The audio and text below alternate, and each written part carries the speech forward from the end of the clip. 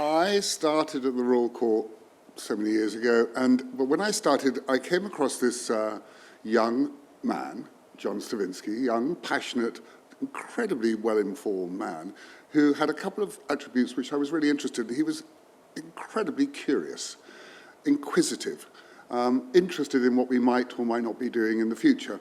I didn't at that moment know what John's philanthropic ambitions might be, but I did know and hope that the story of John and the story of the Royal Court would come together at some point in the future. The Royal Court, when I took over, was having many challenges with its funding. Max Stafford Clark, my predecessor, was having yearly battles with the Arts Council of England, which was, let's say, trying to squeeze the Royal Court. It should be noted that William Rees-Mogg, the chairman of the Arts Council at the time, stated aim was to reduce all funding from the Arts Council to the Royal Court and actually shut it down. The logic was, why would a democratically elected government of the day fund a theatre that stated aim seemed to be to knock, denigrate and satirise the very government that gave it its money? Exactly, we can sort of see his point. Well, Max had to find other forms and other means by which to raise money, and one of the things he did was create a thing called the Summer School. And this was 4 weeks in August every year, and it was the great and the good of the British theatre, giving their time for nothing, and giving workshops, lectures, seminars for a group of young people who paid handsomely for the privilege of doing so. This was run by an extraordinary woman who came from the Young People's Theatre here at the Royal Court called Elise Dodgson. Now, Elise was a force of nature and ran this summer school brilliantly. And when I arrived at the Royal Court, Elise and I sat down and we said, this is really a great programme, but we're sort of wasting it on hedge fund kids from America. So why don't we try to do something else? Wouldn't it be great if actually the people that came on the summer school were curated? And we came up with the idea of creating a sort of crucible each year of the Royal Court where maybe international writers and directors could come and that we would actually start a conversation with them in the hope perhaps that the English stage company might just become just a little bit less English. So we would broaden our cultural horizons. We thought this was a great idea. We started on our quest to find host organizations around the world that might help us with this endeavor. We went to George Ibrahim, who ran a theater in Ramallah in Palestine, and he was very excited about the whole thing. We went to a young theater company in the Baraka, in the Deutsches Theater in Berlin, run by a really charming young man called Thomas Ostermeyer, who also was very excitable about the idea of sharing playwrights and sharing ideas and thoughts, policies, politics, and ideas of what theatre would be. We traveled to Moscow.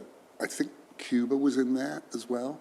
Anyway, we came back with a whole host of organizations we thought we could partner with, and indeed all these playwrights that we thought we could bring, and crucially, we would take our own playwrights and directors back to those countries to work outside of the summer school to create this cultural conversation, this cultural language.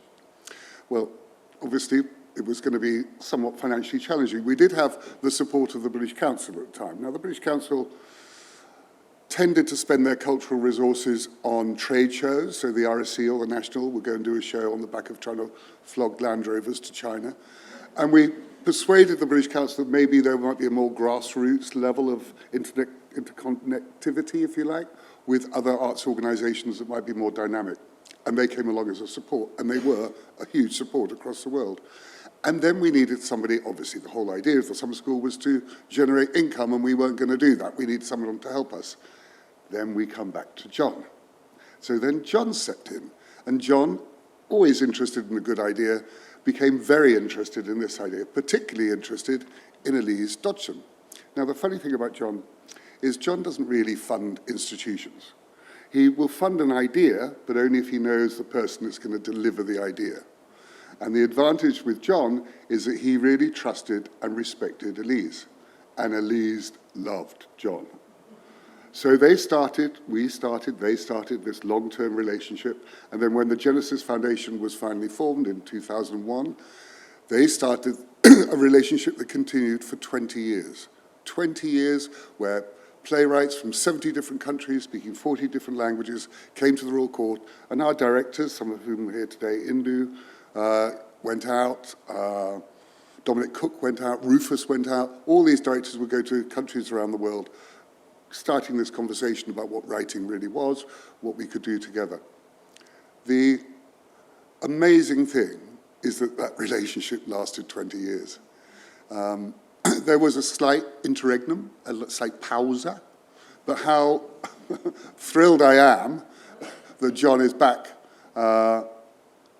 with David Byrne, and it's a real homecoming for me, and I'm thrilled that John is back to the Royal Court, and again, sees in David, well, here's an inspirational artistic director, I trust him, let's start new programs.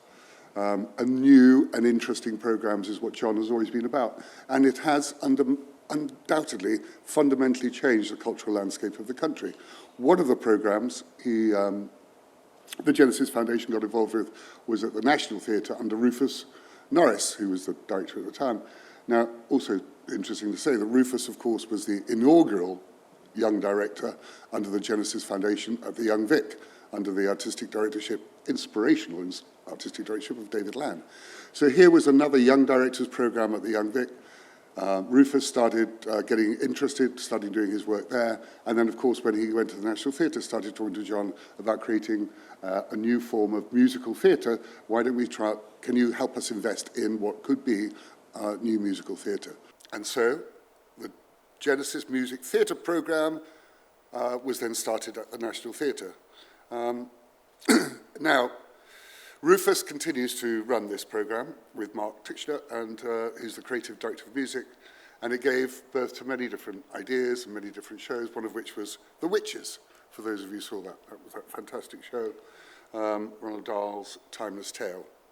And the creative team for that show, I'm sure you know, was Lucy Kirkwood, who wrote the book of the lyrics, David Malloy, who wrote the music, and the wonderful Lindsay Turner, who directed it.